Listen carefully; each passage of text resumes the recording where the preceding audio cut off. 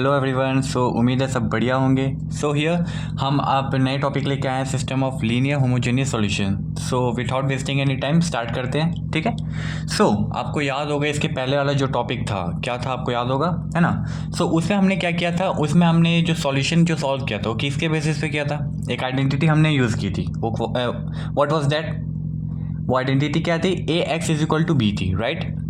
बस सो इस टॉपिक में भी कुछ ज़्यादा डिफरेंट नहीं है, एक छोटा सा चेंजेस है वो उसको मैं आपको बता देता हूँ। हियर आप देख सकते हैं a x is equal to zero is called homogeneous system, that's all, और कुछ नहीं है इसमें, ठीक है। A x is equal to zero means यहाँ पर बी की वैल्यू क्या है, यहाँ पर जीरो है, और ये जो जीरो है what is this, null matrix. अब आप नल मैट्रिक्स जानते हो ना, जिसके सारे के सारे एलिमेंट्स क्या होते हैं, जीरो होते हैं, दैट्स इट, ठीक है।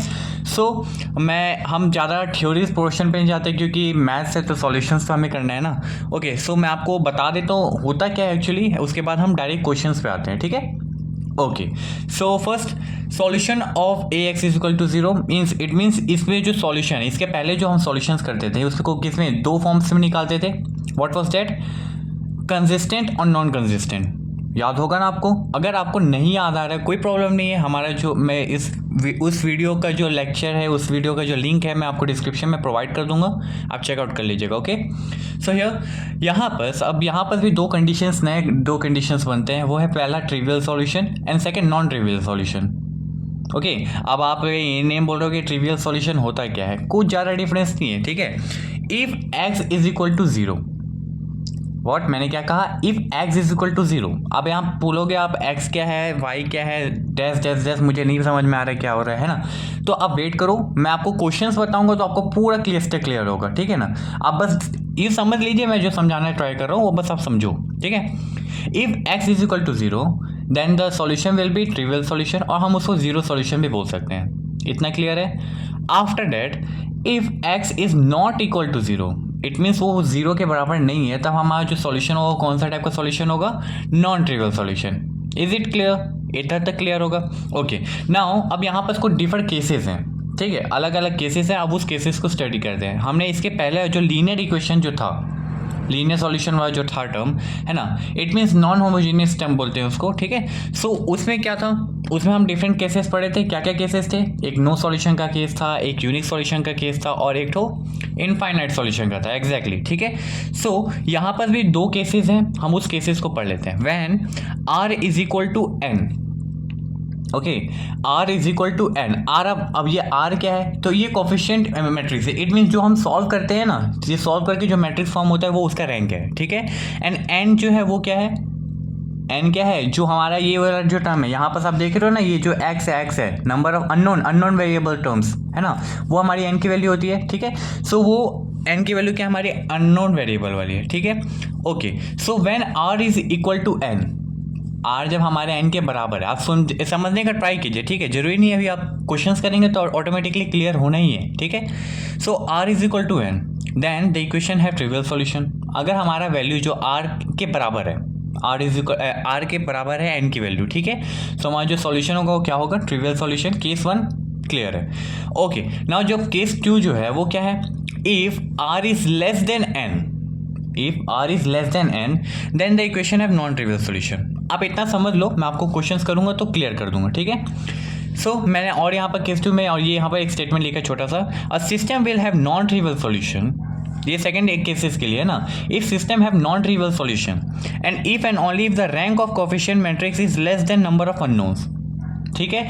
नॉन ट्रिवियल सॉल्यूशन कब होगा, जब जो अपना रैंक ऑफ कोफिशिएंट मैट्रिक्स है ना, उससे नंबर ऑफ अननोन्स जो है वो क्या है, नंबर ऑफ अननोन से वो कम है।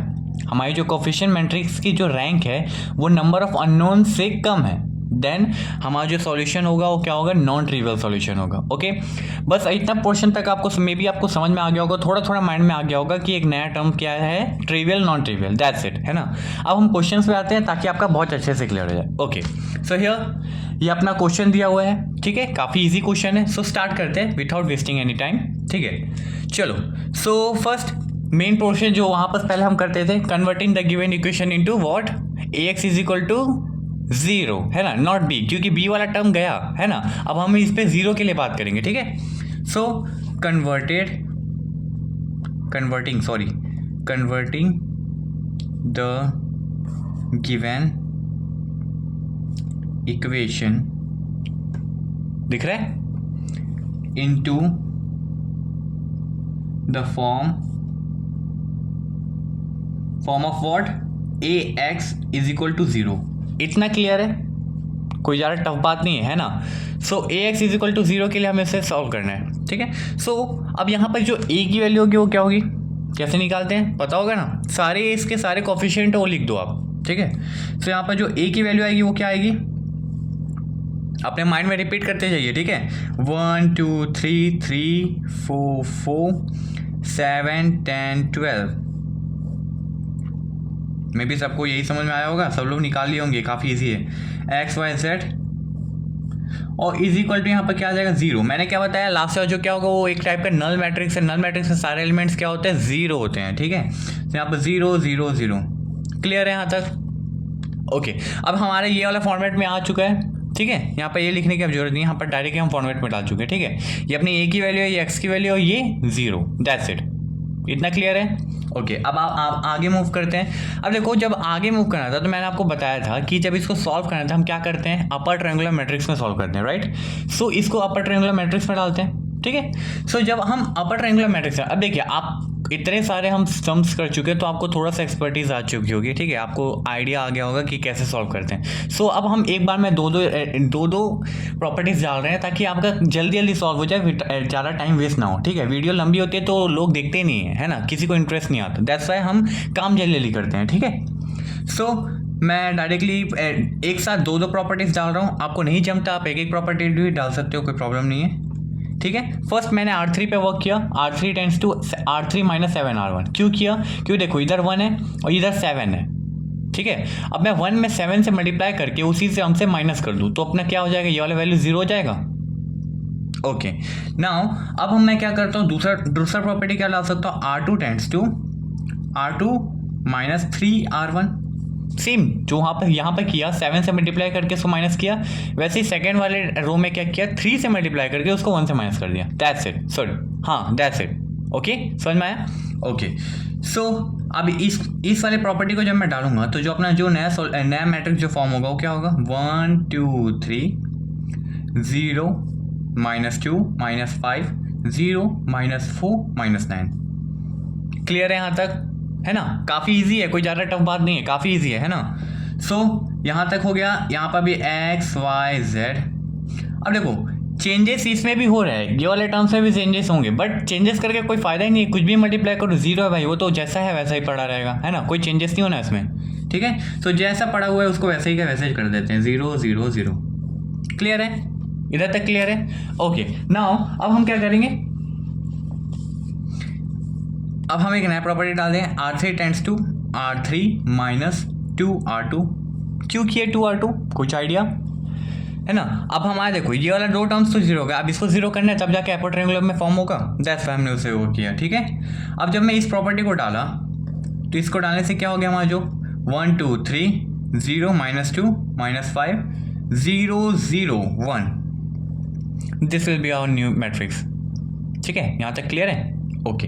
सो अब यहाँ पर क्या हो जाएगा, x y एंड z, और यहाँ पर 0 में कोई चेंजेस आना है क्या, नहीं आएगा, ठीक है। सो जैसा है वैसे मैंने लिख दिया, ठीक है। यहाँ तक कोई किसी को डाउट है, यहाँ पर डाउट नहीं होना चाहिए, काफ़ी इजी है ना। और हैंडराइटिंग थोड़ी सी गंदी हो रही है तो आप समझ में तो आ रहा होगा, क्योंकि फ्रेम में नहीं दिख रहा है तो आप बता दीजिएगा, ठीक है, ओके।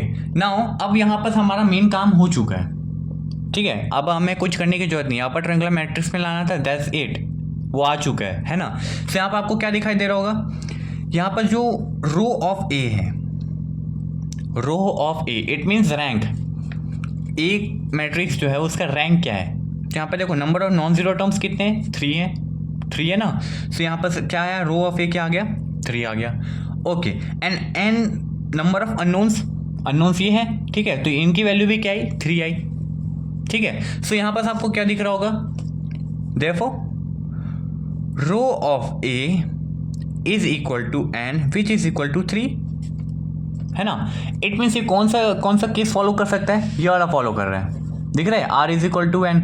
और यहाँ पर आर क्या है, ये कोफिशिएंट मैट्रिक्स है, मैंने बताया ना जो सॉल्व करके निकलता है वही है और कुछ नहीं है, ठीक है। तो यहाँ पर वही निकला ना, p rho of a is equal to n which is equal to 3, दोनों का सेम आया वैल्यू।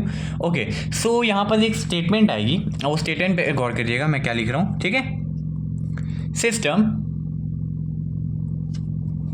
मैं सीधा कर देता हूँ, सिस्टम ऑफ इक्वेशन, मैं इक्वेशन शॉर्ट फॉर्म में लिख रहा हूँ, ठीक है, ध्यान दीजिएगा। System of equation are consistent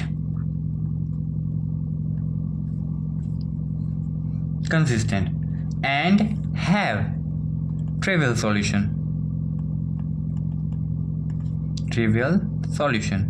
clear है ना, consistent and have trivial solution, that's it, और कुछ नहीं, और स्टेटमेंट में आपको खुद लिखने की जरूरत नहीं है, समझ में आया बस।